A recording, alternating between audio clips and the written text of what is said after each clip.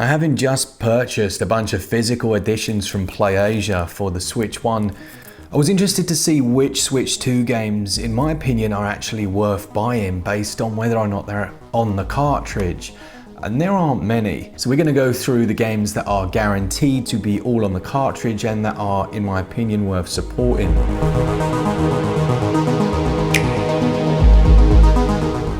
Now, it kind of goes without saying that the third-party games are the more sketchy ones and that first-party titles are more likely to get their physical on the cartridge, and that gives us Tears of the Kingdom and Breath of the Wild. I'm going to lump those two together.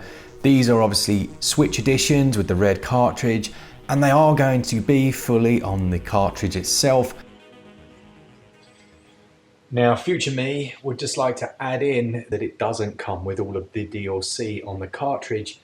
You have to buy that separately, so there is that. Now, the original release of that was around about 13 gigs, I believe.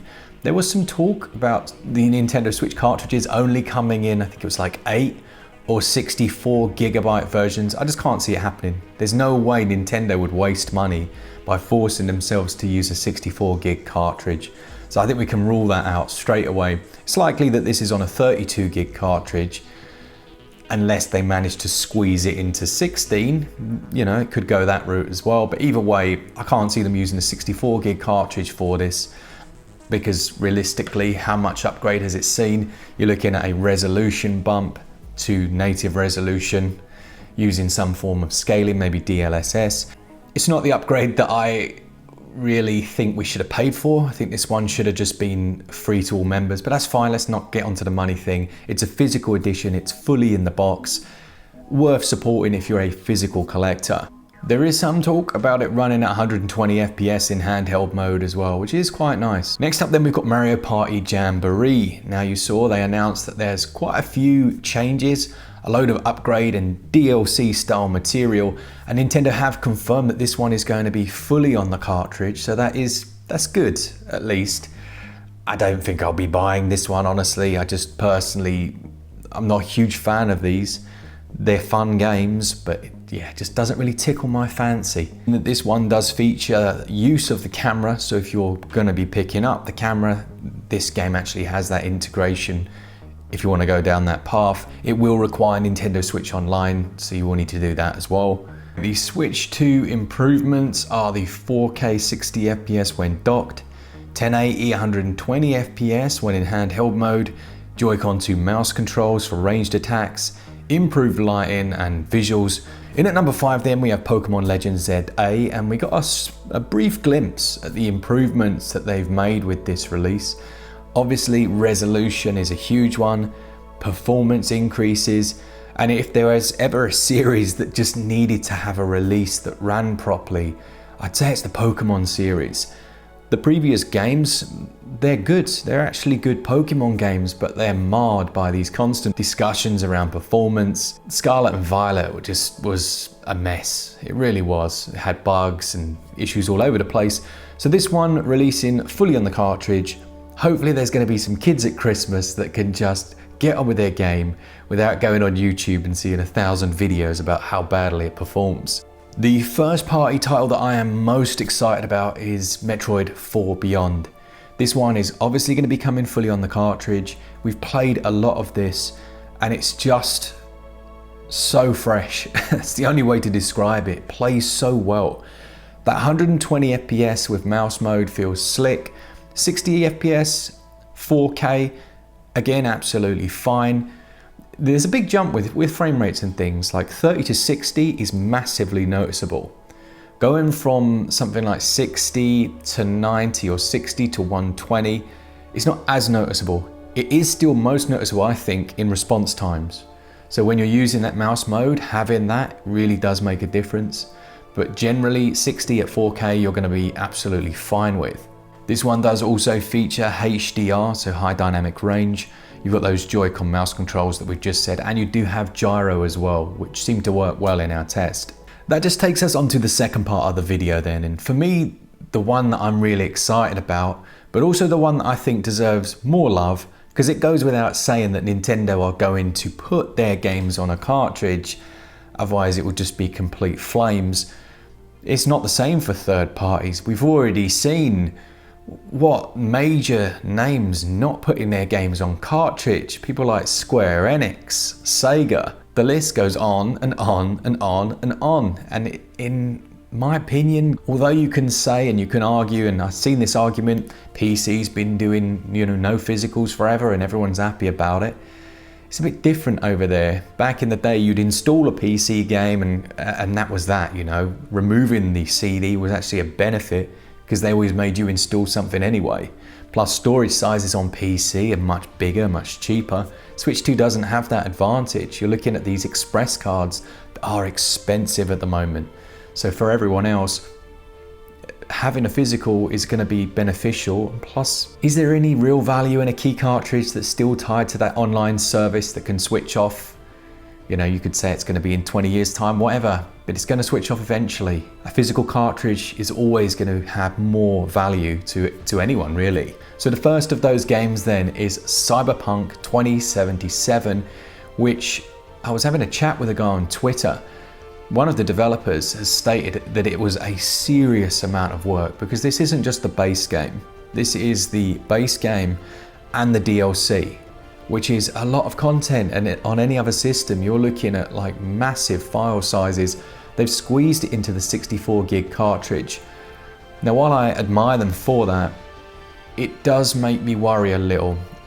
I think Nintendo should have opted to have a 128 gig cartridge option for publishers. You can say, oh, it's too expensive.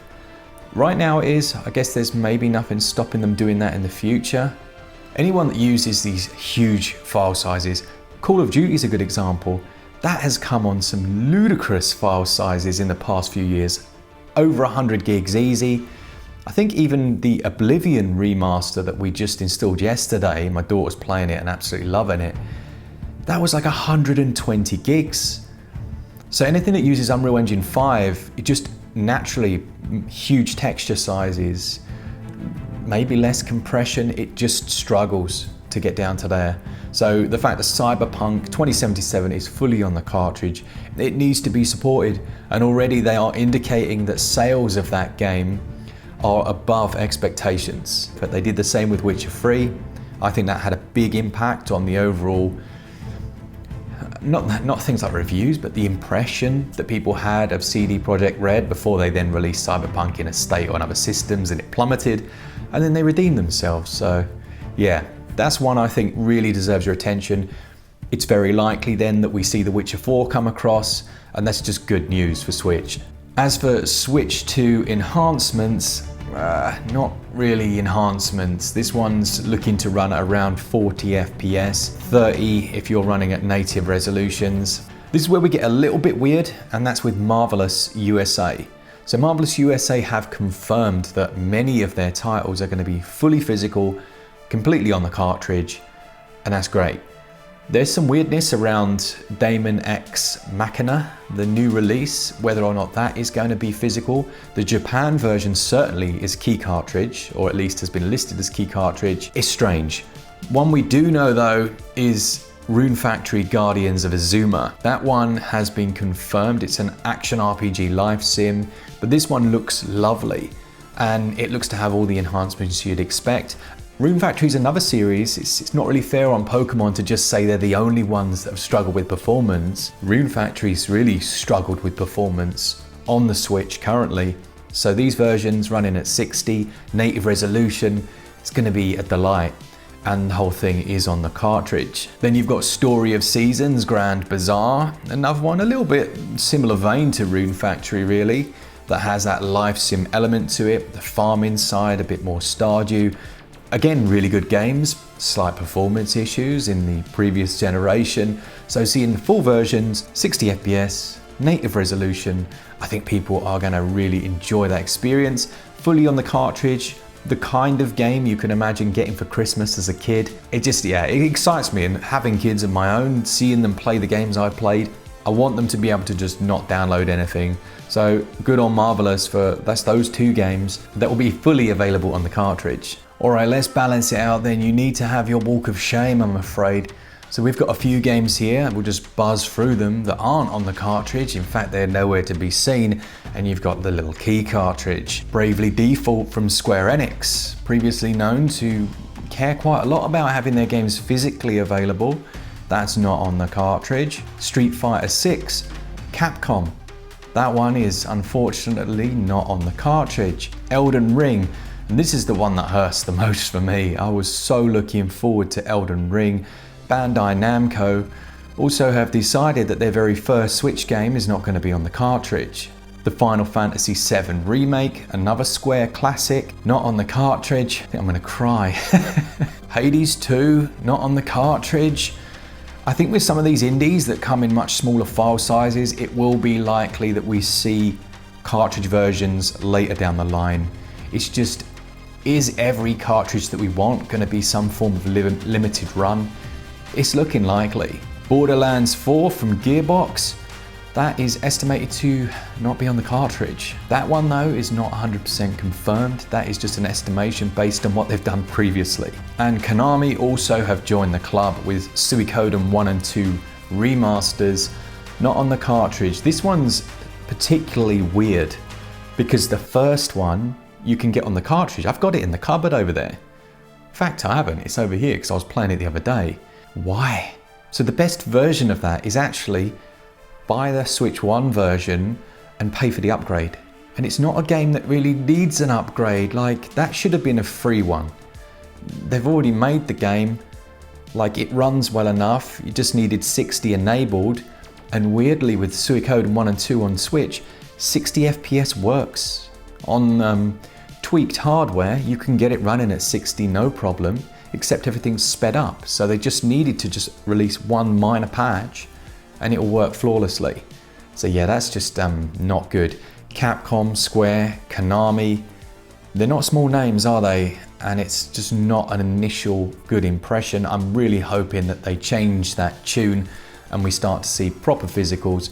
Yes, PlayStation 5, most of their physical games require a download. This isn't something new to the Switch 2. But there are those amongst us, and I wasn't even one of them. I used to be a digital only collector until I went to use a game and the service was down for whatever reason. There was like a hack or something. I think it was Xbox. And I couldn't use any of those games. And I was like, wow, okay, this makes sense now why people actually want to have proper physical versions. So yeah, let me know in the comments, are you pre-ordering any of these games? Are you going to be pre-ordering some of the ones that aren't proper physically? And yeah, what's your thoughts on the whole thing? Do you care? Maybe you don't. Thanks for watching, and I will see you guys on the next one. Thank you to our Patreons, our members, and as always, for all things Switch, all the time, keep it Switch up. Cheers, guys. See ya!